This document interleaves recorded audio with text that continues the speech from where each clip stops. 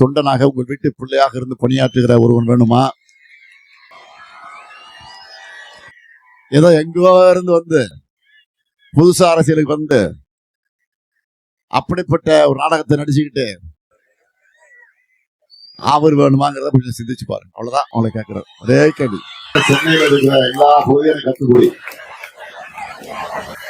5 வருஷம் 10 வருஷம் கிட்டத்தட்ட மேயரா இருந்து என்னென்ன பணியெல்லாம் செஞ்சேன்னு உங்களுக்கு தெரியும். ரோடு போட்டது, மழைநீர் வடிகால் கட்டினது, அதே மாதிரி பாலங்கள். இந்தியாவில எத்தனை மாநகராட்சி இருக்கு? டெல்லி, மும்பை, கல்கட்டான்னு எத்தனை மாநகராட்சி எல்லாம் இருக்கு. ஆனா மாநகராட்சி சார்பா யாரும் பாலம் கட்டினதா வரலாறு கிடையாது. ஆனா நான் மேயரா இருந்தப்போ சென்னை மாநகராட்சியில ஏறக்குறைய 10 மேம்பாலங்களை கட்டிய பெருமை எனக்கு உண்டு. எனக்கு என்ன, உங்களால் உருவாக்கப்பட்டவனா? ஏன்னா மக்களால் தேர்ந்தெடுக்கப்பட்ட மேயர் தான். ஆக அந்த பாலங்கள் கட்டின காரணத்தினால்தான் இன்னைக்கு ஓரளவுக்கு போக்குவரத்து ஓரளவுக்கு இன்னும் இருக்கு. அதுக்காக தான் இப்போ நம்ம ஆட்சிக்கு வந்து இந்த 5 வருஷத்துல, ஏற்கனவே 5 வருஷத்துல திராவிட மாடல் ஆட்சி வந்த பிறகு, நான் முதலமைச்சராக வந்த பிறகு இப்போ மாநகராட்சி சார்பில் ஏறக்குறைய 19 பாலங்களை கட்டியிருக்கிறோம். புதுசா கட்டியிருக்கிறோம். சிறு பாலங்கள் கட்டியிருக்கிறோம். இன்னும் பல பாலங்களை கட்டிக்கிட்டு இருக்கிறோம். மெட்ரோ ரயில் திட்டத்தை கொண்டு வந்திருக்கிறோம்.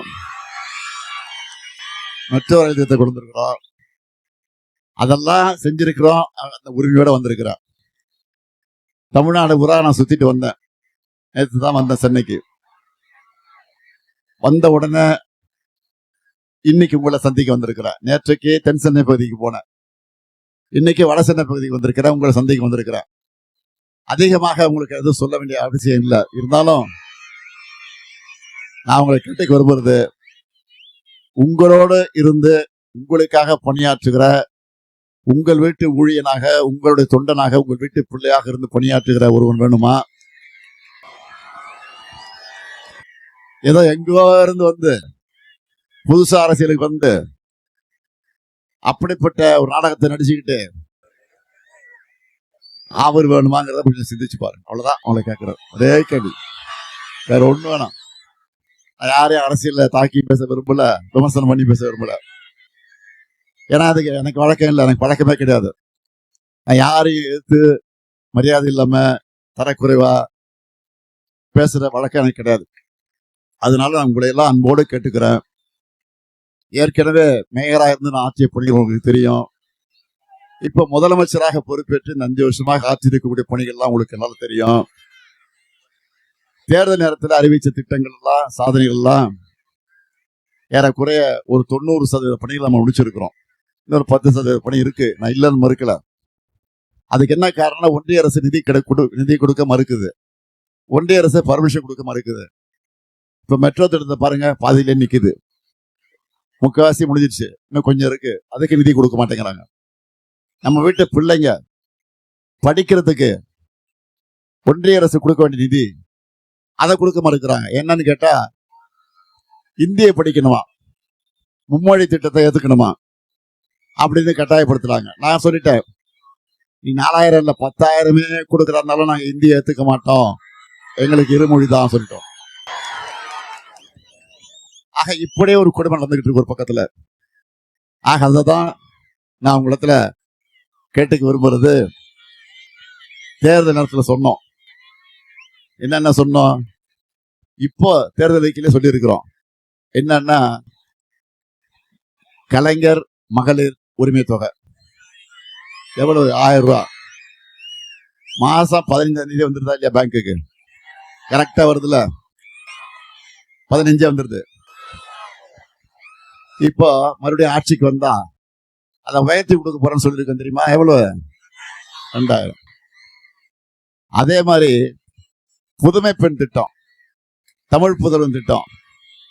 புதுமை பெண் தமிழ் புதல்வன் திட்டம்ங்கிறது என்னன்னா, பள்ளிக்கூடத்துல படிச்சுட்டு, ஆரம்ப பள்ளிக்கூடத்துல படிச்சுட்டு காலேஜுக்கு போறாங்க. காலேஜுக்கு நம்ம வீட்டு பெண்கள், நம்ம வீட்டு பசங்க காலேஜுக்கு போகும்போது அவங்களுக்கு மாசம் 1000 ரூபாய் அதுவும் கொடுத்துட்டு இருக்கு. அதான் புதுமை பெண் தமிழ் புதல்வன் திட்டம். அதை கூட உயர்த்தி நம்ம ஆட்சிக்கு வந்த உடனே அது 1500 கொடுக்க போறோம். அது அறிவிச்சிருக்கோம். அடுத்து உங்களுக்கெல்லாம் ரொம்ப பிடிச்சமான திட்டம் இல்லத்தரசி திட்டம்.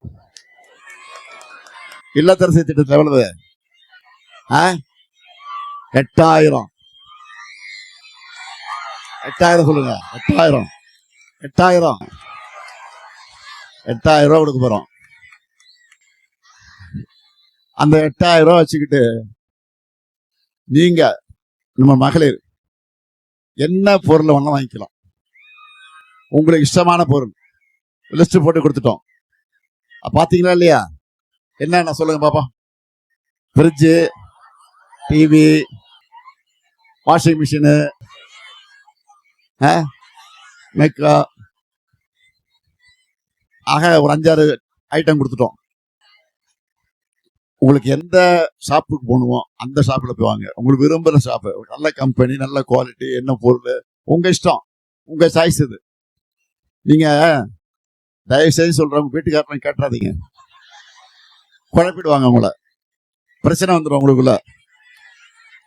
ஏதாவது பிரச்சனை வந்தா சொல்லுங்க, அண்ணன் இருக்கான், ஸ்டாலின் இருக்கான், நான் பார்த்துக்கிறேன், கவலைப்படாதீங்க. ஆக உங்களுக்கு பிடிச்சதை வாங்கிக்கணும்.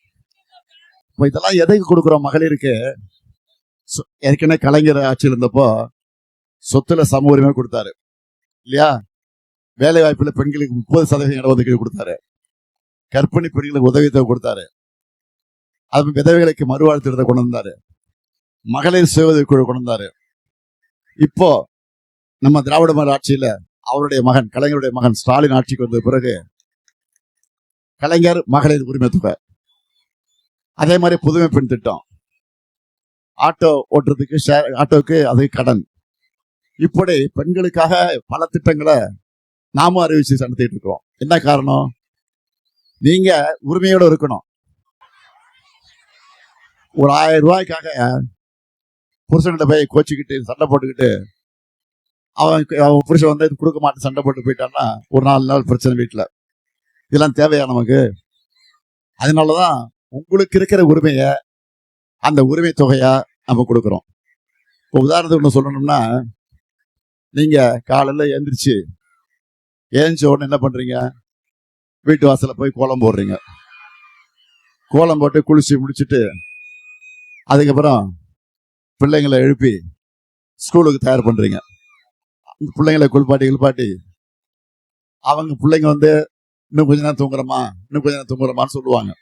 அதெல்லாம் முடியாது, ஸ்கூலுக்கு நேரம் ஆச்சு அப்படின்னு சத்தம் போட்டு எழுப்பி அவன் ட்ரெஸ் எல்லாம் பண்ணி பிள்ளைங்களுக்கு ட்ரெஸ் பண்ணி ஸ்கூலுக்கு அனுப்புறீங்க.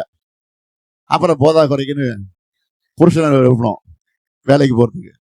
அதை எழுப்பி காஃபியை கொடுத்து, காஃபியில சர்க்கரை இல்லை, என்ன காஃபியை போட்டு நான் திட்டேன். இந்த தயாரெல்லாம் நடக்கும். அதுக்கப்புறம் டிஃபன் கொடுப்பாங்க, அதையும் சாப்பிட்டுட்டு வேலைக்கு போயிடுவாப்புல.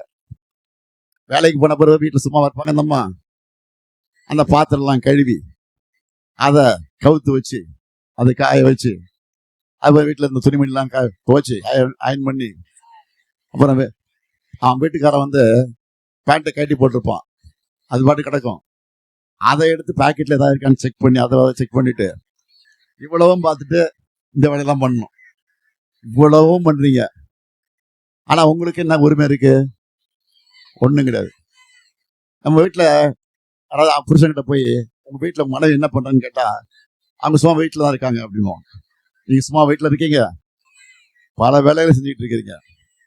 ஆக இவ்வளவு வேலை செய்யக்கூடிய உங்களுக்கென்று உரிமையை தர வேண்டிய என்பதற்காகத்தான் இந்த உரிமை தொகையை நான் அறிமுகப்படுத்துறேன். இதான் உண்மை. இதை புரிஞ்சுக்குங்க. இப்படி பெண்களுடைய முன்னேற்றத்திற்காக இன்றைக்கு பல திட்டங்களை உருவாக்கி தந்திருக்கக்கூடிய ஆட்சி தான். அதை கலைஞர் முதலமைச்சராக இருந்த போதும் செஞ்சாரு. இன்னைக்கு அவருடைய மகன் நான் முதலமைச்சராக இருக்கும் போது செஞ்சுக்கிட்டு இருக்கிறேன். இதெல்லாம் புரிஞ்சுக்கிட்டு இந்த திட்டங்கள் எல்லாம் தொடரணும். அதே மாதிரி பெண்களுக்காக, பெண்களுடைய முன்னேற்றத்திற்காக பாடுபடக்கூடிய ஆட்சியாக இந்த ஆட்சி இருக்குது. எனவே இந்த ஆட்சிக்கு நீங்கள்லாம் வலு சேர்க்கணும். மீண்டும் இந்த ஆட்சியை தமிழ்நாட்டில் உருவாக்கணும். அதற்காகத்தான் உங்களை தேடி நாடி வந்திருக்கிறேன். ஆர் டி சேகர் வந்து ஏற்கனவே இந்த தொகுதியில எம்எல்ஏவா இருந்து அவர் எப்படியெல்லாம் பணியாற்றி இருக்காரு உங்களுக்கு தெரியும். நீங்க கூப்பிட்ட குரலுக்கு ஓடி வரக்கூடிய ஒரு சிறந்த செயல் வீரன், ஒரு நல்ல தொண்டன், எளிய ஒரு எம்எல்ஏவாக இருந்து உங்களோட பணியாற்றி கொண்டிருக்கக்கூடியவர். அவரைத்தான் உங்களை நான் கேட்டுக்கிறேன், அவரைத்தான் நீங்க தேர்ந்தெடுக்கணும். அவரை தேர்ந்தெடுத்து உதயசூரியனுக்கு ஆதரவு தந்து சிறப்பான வெற்றியை தேடித்தர வேண்டும் என்று உங்க பாத மலர்களை எல்லாம் தொட்டு பணியோடு கேட்டு நல்ல வாய்ப்புக்கு நன்றி கூறி விடைபெறுகிறேன். நன்றி, வணக்கம்.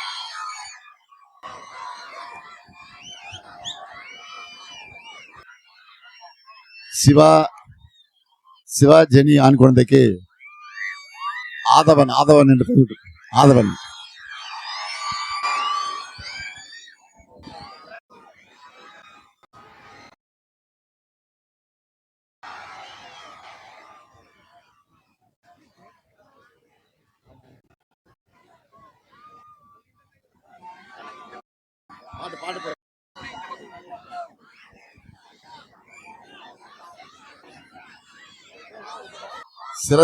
சிரஞ்சீவி நித்யா, இங்க சிரஞ்சீவி நித்யாவோட பெண் குழந்தைக்கு வெற்றி செல்வி என்று பெயர் சொல்லப்படுகிறது. வெற்றி செல்வி.